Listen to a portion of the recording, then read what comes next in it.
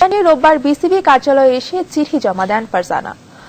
সাংবাদিকদের তিনি জানান, শহীদের সঙ্গে ভাঙা সংসার আবারও জোড়াতে চান।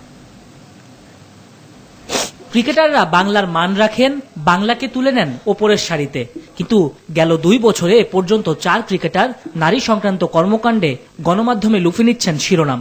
লজ্জার বোঝা তাই সমাজে। এবার পেসার মোহাম্মদ শহীদের বিরুদ্ধে স্ত্রী সন্তানকে অস্বীকারের মতো গুরুতর অভিযোগ।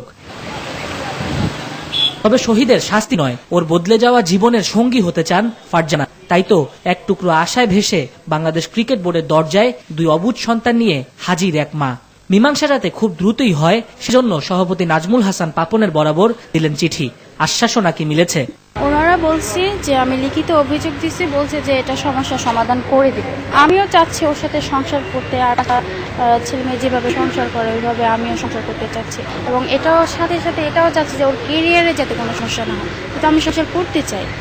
11 মাসের মেয়ে আরোহী আর ছেলে আরাফের বিষণ্ণ হৃদয় সান্ত্বনার খোঁজে এখন প্রতি মুহূর্তে।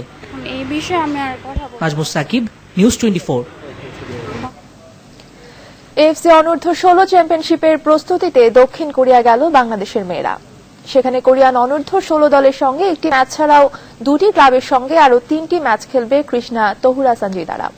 তারপর সুবারের রিপোর্টে থাকছে বিস্তারিত।